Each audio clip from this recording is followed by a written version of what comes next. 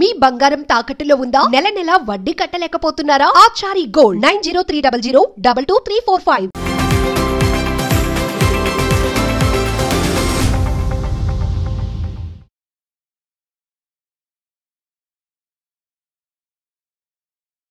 నమస్తే, welcome to magnet TV. నేను ఆదిత్య. అనిల్ రావిపూడి గారి దర్శకత్వంలో మెగాస్టార్ చిరంజీవి వీళ్ళిద్దరి కాంబోలో వస్తున్నటువంటి మెగా 157 మూవీకి సంబంధించినటువంటి ఒక అప్డేట్ రావడం జరిగింది. అది కూడా మెగాస్టార్ చిరంజీవి గారి పుట్టినరోజు సందర్భంగా. మరి ఆ అప్డేట్ ఏంటో నేను చెప్పడం కంటే కూడా మనతో పాటు ఉన్నటువంటి గెస్ట్ ద్వారా చెప్పిస్తే బాగుంటుందేమో. సో ఏమాత్రం లేట్ చేయకుండా సార్తో మాట్లాడతాం. నమస్తే సార్. నమస్తే ఆదిత్య. సార్, మెగాస్టార్ చిరంజీవి గారు అనిల్ రావిపూడి కాంబోలో వస్తున్నటువంటి మెగా 157 అప్డేట్ ఆయన బర్త్డే సందర్భంగా రావడం జరిగింది. సో మరి అప్డేట్ ఏంటో మీరు చెప్తే బాగుంటుంది, ఎందుకంటే మీరు ఒక సినీ క్రిటిక్, సీనియర్ జర్నలిస్టు. ఎస్, ఇప్పటికీ అందరికీ తెలిసిపోయిన అప్డేటే అది.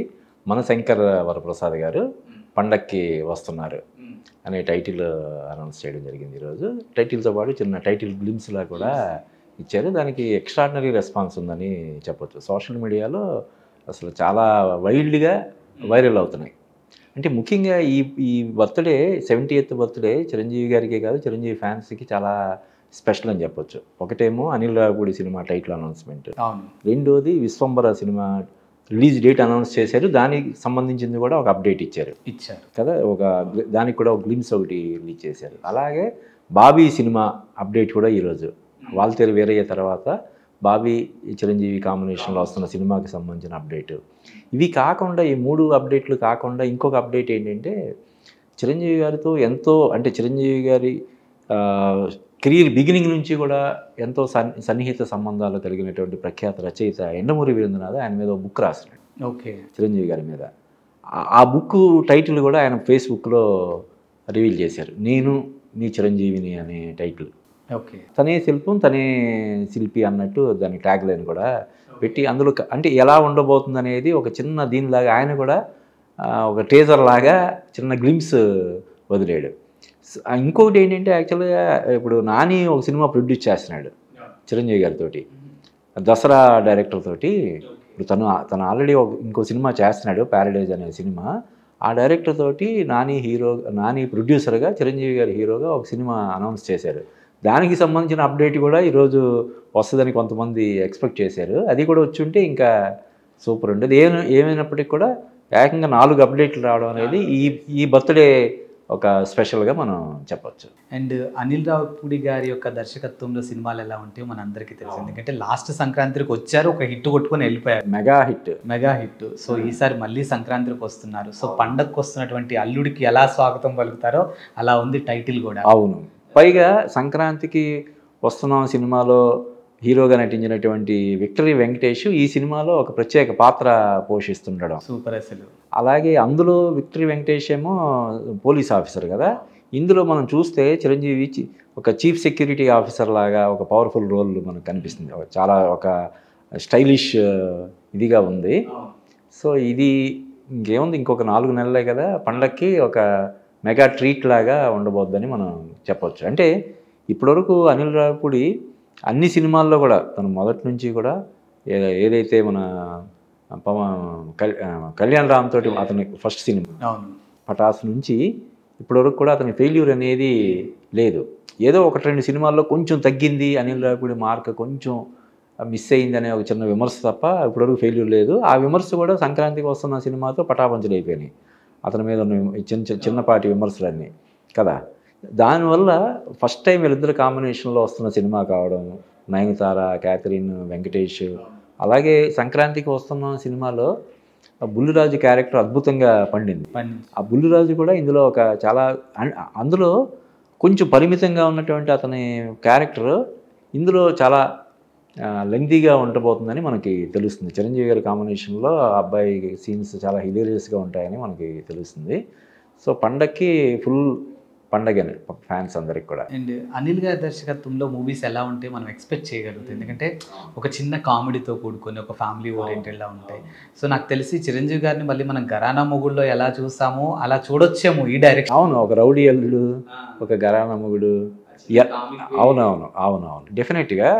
చాలామంది వింటేజ్ చిరంజీవి అని కూడా అంటున్నారు కదా. అవును, అప్పట్లో ఒక గ్యాంగ్ లీడర్లో ఆ టైంలో చిరంజీవిని చూసినట్టు అనిపిస్తుందని చెప్పి చాలామంది హ్యాపీగా ఫీల్ అవుతున్నారు కాబట్టి డెఫినెట్గా ఏదైతే అది ఉందో ఆ చిరంజీవి గారిలో ఉన్న గ్రేస్ కానీ ఆ స్టైల్ ఇవన్నీ కూడా ఈ సినిమాలో బాగా ఉపయోగించుకుంటాడని మనం ఎక్స్పెక్ట్ చేయొచ్చు. అండ్ అనిల్ గారి మూవీ సంక్రాంతికి వచ్చింది అని అంటే ఖచ్చితంగా ఒక హిట్ పట్టుకొని పోతారు ఆయన. సో అది ఆయనకి ఎక్కువగా మన విక్టరీ వెంకటేష్ గారితో కొంచెం కుదిరినట్టుంది ఆ సింక్ ఎక్కడో. సో ఇదొక సెంటిమెంట్ లా చూడొచ్చా ఇప్పుడు? అంటే మామూలుగానే సంక్రాంతికి వచ్చే సినిమాలు కొంచెం బాగుంటాయి. సంక్రాంతి అడ్వాంటేజ్ అదే, కొంచెం పర్లేదు బాగుందంటే చాలా పెద్ద హిట్ అయిపోతాయి. ఓకే. ఇంక దానికి తోడు megastar cinema, Anil Ravipudi combination cinema అంటే డెఫినెట్గా కామెడీ పుష్కలంగా ఉంటుంది. చిరంజీవి గారు ఉన్నారు కాబట్టి యాక్షన్ కూడా ఒక రేంజ్లో ఉంటుంది. ఇంకా యాక్షన్ కామెడీ సమపాళ్లలో పండితే ఆ సినిమా ఇంకా ఒక వాల్తేరు వీరయ్యని మించిపోయేలాగా ఉంటుందని మనం చెప్పొచ్చు. అండ్ ఈ సినిమాలు ఇప్పుడు మనం చూసాం గ్లిమ్స్ వచ్చాయి టైటిల్. సో ఆయన కార్లోంచి దిగే స్టైల్ కానీ అదంతా చూస్తే ఈయనకి 70 ఏళ్ళు ఏంట్రా అన్నట్టున్నారు. అవును, నిజంగా. అంటే చాలామందికి, అంటే ఈవెన్ నాలాంటి వాళ్ళందరికి కూడా ఒక పెద్ద ఇన్స్పైరింగ్ ఇదన్నమాట కదా. ఒక 70 సంవత్సరాల వయసులో కూడా ఆ జోరు, ఆ జోష్ కదా. ఇప్పుడు ఇన్ని సినిమాలు చేయడం ఏంటి, ఒక పక్క విశ్వంబర, ఇంకో పక్క మనశంకర వరప్రసాద్ గారు, ఇంకో పక్క బాబీ సినిమా, నెక్స్ట్ ఏమో శ్రీకాంత్ వదిల సినిమా, ఇంకో పక్క పుస్తకం, ఎండమూరి వేంద్రనాథ్ పుస్తకం. చాలా టైం కేటాయించాలి కదా. ఇప్పుడు ఎన్నో విషయాలు చెప్తే అందులో నుంచి ఒక పేజీ వస్తుంది. ఒక పూట మాట్లాడుకుంటే ఆ పూట మాట్లాడుకున్నవన్నీ 1-2 పేజీలు వస్తాయి. ఇది కాకుండా ఇంకొకటి నాకు తెలిసి, అంటే అది ఎంతవరకు వచ్చిందో తెలియదు కానీ, చిరంజీవి గారి మీద ఇంకొక బుక్ చాలా ఎక్స్క్లూజివ్గా ఒక బుక్ ఒకటి రెడీ చేయడానికి కూడా సన్నాహాలు జరుగుతున్న నాకు గత సంవత్సరం నుంచి తెలుసు. సో అది కూడా బహుశా త్వరలోనే దానికి సంబంధించిన అఫీషియల్ ఇది కూడా వస్తుందని మనం ఎక్స్పెక్ట్ చేయొచ్చు. కానీ ఏ ముహూర్తాన్ని ఆయనకి చిరంజీవి అనే పేరు వచ్చిందో కానీ నిజంగా చిరంజీవుడు అండి ఆయన. అవును, ఇంకా ఫరెవర్. అంటే ఆ చంద్ర తారార్కం అంటారు కదా. సూర్యచంద్రులు ఉన్నంతకాలం నిలిచిపోయేంత పేరు ప్రఖ్యాతులు సంపాదించుకోవడం అనేది చాలా కొద్ది మందికి మాత్రమే సాధ్యపడే విషయం. ఆ కొద్ది మందిలో ఈయన చిరంజీవి గారు కూడా ఒకరని మనం చెప్పొచ్చు. అంటే ఒక రంగంలో సుస్థిరంగా ఇలాంటి ఒక పేరు తెచ్చుకోవడం అనేది అంత ఆషామాషి కాదు. అవును. ఇప్పుడు ఒక నటుడిగా ఆయన మొత్తం కంప్లీట్, ఇంకా భర్తగా, కొడుకుగా, ఈవెన్ ఆయన కరెక్ట్గా ఉన్నారు కాబట్టి వెనక అన్నదమ్ములను కూడా సెట్ చేస్తే కదా. ఇప్పుడు మన భారతదేశంలో అత్యున్నత పురస్కారం భారతరత్న తర్వాత పద్మవిభూషణ్ కదా. ఆ స్థాయికి భారతరత్నకి కొంచెం ఒక ఇంచు దూరంలో మాత్రమే ఆయన ఉన్నాడు. అది అత్యున్నత పురస్కారం. పద్మవిభూషణ్ సాధించాడు ఆయన.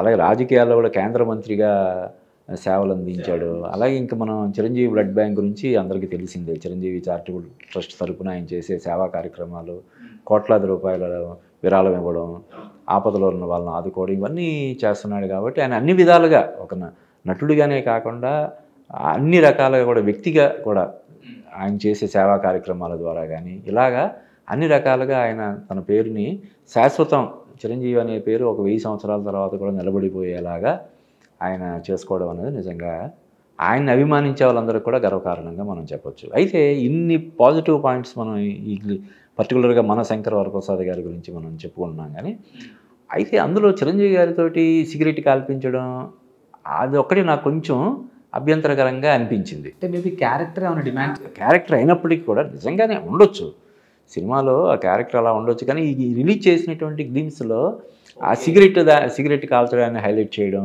అంటే మామూలుగానే చిరంజీవి గారి నడకలో కానీ ఆయన హ్యాండ్ మూమెంట్స్లో కానీ వీటిలో మంచి స్టైల్ ఉంటుంది. ఈ సిగరెట్ కాల్పించడం ద్వారా, స్మోకింగ్ దాని ద్వారా గ్రేస్ని తీసుకురావాల్సినటువంటి ఆ స్టైల్ని తీసుకురావాల్సిన అవసరం లేదు కదా. ఎందుకు అంటే ఇప్పుడు ఆ రిలీజ్ చేసినటువంటి ఫస్ట్ లుక్ దాంట్లో కూడా సిగరెట్కి ఒక బ్రాండ్ అంబాసిడర్ లాగా ఉన్నట్టుగా అనిపించింది. అది అంటే ఒక రాంగ్ సిగ్నల్స్ పంపించే ఇది కదా.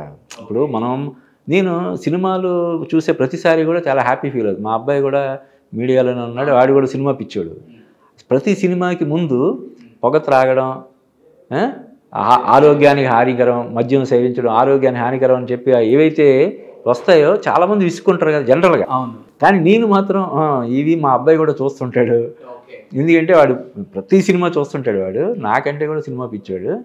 నేను హ్యాపీ ఫీల్ అవుతాను ఆ డిస్క్లైమర్ దానికి. ఓకే. అలాగా ఈ సిగరెట్ పొగ త్రాగడాన్ని ప్రోత్సహించకూడదని చెప్పి ఒక ప్రభుత్వాలు పెద్ద ఎత్తున ప్రచారాలు ఇవి నిర్వహిస్తుంటే చిరంజీవి గారు లాంటి ఒక మెగా ఇమేజ్ ఉన్నటువంటి ఆయనతోటి సిగరెట్ తాగించడం, దాన్ని ఫస్ట్ లుక్గా వేయడం అనేది చిన్నది. అంటే ఒక ఇన్ని ప్లస్లు చెప్పుకున్నాం కదా, ఒక 100లో 99 ప్లస్లు ఉంటే ఒక చిన్న ఇది మాత్రం నాకు వ్యక్తిగతంగా అనిపించింది. అది కూడా మరీ అబ్జెక్షనబుల్ కాదు, కానీ ఆయనకి కోట్లాది మంది ఫ్యాన్స్ ఉన్నారు కాబట్టి అది కొంచెం అభ్యంతరకరంగా అనిపించింది. అదర్వైజ్ చెప్పాను కదా ఇందాక చెప్పినట్టు, ఈ ఇటీవల కాలంలో ఏ బర్త్డేకి కూడా లేనన్ని ట్రీట్లు, మెగా ట్రీట్స్ ఈ బర్త్డేకి వచ్చాయి. సెలబ్రేషన్స్ అలాగే జరిగాయి, మళ్ళీ ఇంటర్వ్యూస్ కూడా బోలెడు జరిగాయి యాక్చువల్గా. అవునవును, చాలా జరిగాయి, చాలా మంది గెస్టులతో మాట్లాడించారు. ఇంక చూడు, అంటే అనిల్ రావుడి సంక్రాంతికి వస్తున్న సినిమాకి చేసిన ప్రమోషన్స్ మనం చూసాం. నిజానికి ఆ సినిమా విజయంలో, అంటే సినిమా కూడా కామెడీ అది అంతా బ్రహ్మాండంగా పండింది, వర్కౌట్ అయింది, బాగా కమర్షియల్గా బ్లాక్ బస్టర్ అయింది. కానీ ఆ సినిమా విజయంలో ప్రమోషన్స్ అనేవి చాలా కీలక పాత్ర పోషించాయి కదా. అలాగే ఇప్పుడు ఈ ప్రమోషన్స్ నిజానికి ఇప్పుడు కాదు, ఎప్పుడో స్టార్ట్ చేశాడు ఆయన. చిరంజీవి గారు ప్రాజెక్ట్ గ్రీన్ సిగ్నల్ ఇవ్వగానే ప్రమోషన్ స్టార్ట్ చేశాడు. ఎప్పుడు ప్రమోషన్ సినిమాలకి, తను నటించే సినిమాలకి ప్రమోషన్ చేయనటువంటి నయనతారతో కూడా ఒక వీడియో చేయించి అది వదిలేదు, అది ఇప్పటికీ వైరల్ అవుతుంది. ఇంక ఇప్పుడు టైటిల్ వచ్చేసింది. ఇంక చూడు, ఈ రేపటి నుంచి ఎరగదీస్తాడు అనిల్ రావిపూడి. ఇంకో ఈ 4 నెలలు ఈ సినిమా చూసి తీరాల్సిందే మనం అన్నట్టుగా ఫిక్స్ చేస్తాడు. ఆడియన్స్ అందరూ కూడా ఫిక్స్ అయ్యేలాగా చేస్తాడు. అంటే అంత క్యూరియాసిటీని, అంత ఇంట్రెస్ట్ని జనరేట్ అయ్యేలాగా చేస్తాడు. సో దానికి తోడు చిరంజీవి గారికి కూడా సినిమాని ప్రమోట్ చేయడంలో ఆయన కూడా చాలా ఇంట్రెస్ట్ ఆయనకి. ఓకే. ఎవరు ఇంటర్వ్యూ అడిగినా ఇస్తారు. సినిమా అంటే సినిమా కోసం తను ఇప్పుడు కొత్తగా చిరంజీవి గారికి ప్రమోషన్ అవసరం లేదు కదా, సినిమాకి, తను నటించే సినిమాకి ప్రమోషన్ కోసం ఆయన ఎంత టైం అయినా కేటాయించాడు. మనం చూస్తుంటాం ఇప్పుడు ఏదైనా మీడియాకి ఇంటర్వ్యూ అది అంటే ఆయన అవసరమైతే 2 గంటలు 3 గంటలు అలా కంటిన్యూస్గా ఇస్తాడు, ఉండిపోతాడు ఆయన. చాలామంది ఒక పావు గంట 2 నిమిషాలు లేదంటే ఒక అరగంట మాట్లాడి వెళ్ళిపోతారు. ఇంకేముందో ఎంతకంటే ఏం చెప్తాను ఆయన అలా కాదు, అడిగే కొద్దీ అంటే తవ్వే కొద్దీ అన్నట్టుగా మనం అడిగే కొద్దీ దానికి సంబంధించినటువంటి విషయాలు ఆయన చెప్తూనే ఉంటాడు. చెప్పింది చెప్పకుండా చెప్తుంటాడు ఆయన. ఒకే ప్రశ్న నేను అడిగితే ఒకలాగా, నువ్వు అడిగితే ఒకలా, అలా చెప్పగలిగే ఇది ఆయనలో ఉంటుంది.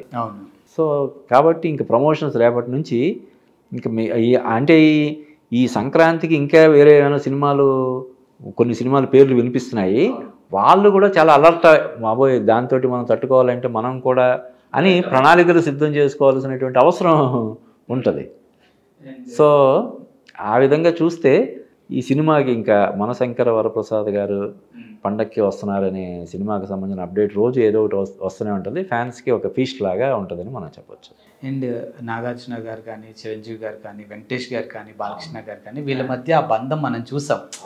ఈ రోజు కూడా ఒక కనిపిస్తుంటుంది వాళ్ళ ప్రేమ అదంతా. అవునవును. సో దట్ ఇప్పుడు వెంకటేష్ గారు దీంట్లో పాత్ర చేయబోతున్నారు. సో ఎలా ఉంటుంది అసలు వీళ్ళిద్దరి కాంబో? అంటే అప్పట్లో నలుగురు, ఎన్టీఆర్, ఏఎన్ఆర్, కృష్ణ, సోహన్ బాబు. అవును. ఇప్పుడు మళ్ళీ నలుగురు, చిరంజీవి, బాలకృష్ణ, నాగార్జున, వెంకటేష్.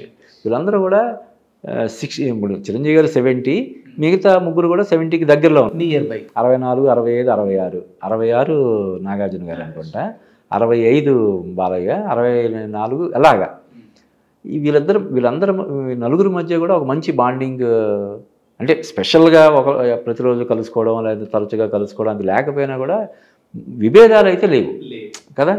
అంటే ఫ్యాన్స్ మధ్య కానీ లేకపోతే దీని మధ్య కానీ చిన్న చిన్న ఏమైనా ఉంటే ఉండొచ్చు తప్ప, మామూలుగా అయితే వ్యక్తిగతంగా విభేదాలు అవి లేకపోవడాన్ని మనం ఖచ్చితంగా అభినందించాలి. అలాగే చిరంజీవి గారి సినిమాలో వెంకటేష్ గారు యాక్ట్ చేస్తుండడం కూడా ఒక, అంటే ఇప్పుడు ఆ ట్రెండ్ ఇప్పుడు నడుస్తుంది. ఇప్పుడు మన జైలర్ సినిమాతో రజనీకాంత్ స్టార్ట్ చేసిన ట్రెండ్ అది. మొన్న ఈ కూలీలో కూడా అదే కదా చేసింది. ఇటు నాగార్జున, అటు అమీర్ ఖాన్, ఉపేంద్ర వీళ్ళందరూ యాక్ట్ చేశారు. కాకపోతే జైలర్లో వర్కౌట్ అయినట్టుగా కూలీలో వర్కౌట్ అవ్వలేదు. ఇందులో పర్టికులర్గా వెంకటేష్ గారు ఏదో జస్ట్ అలా వచ్చి వెళ్ళిపోవడం కాకుండా ఆయనది కొంచెం పాత్ర లెంగ్దీ క్యారెక్టర్ అని చెప్పి తెలుస్తుంది మనకి. అంటే మనకి తెలిసినంతవరకు అది ఎంతవరకు నిజం అన్నది మనం చెప్పలేం. కానీ ఆయన దీనికోసం ఒక 20 days to 30 days call sheets ఇచ్చారని, క్యారెక్టర్ పరంగా చాలా లెంగ్త్ ఉన్నటువంటి క్యారెక్టర్ అని మనకి తెలుస్తుంది. మరి వాల్తేరు వీరయ్యలో ఒక రవితేజ ఆ టైప్ ఏమైనా ఉంటుందా ఏంటన్నది మనం చూడాలి. Thank you sir. Thank you Aditya.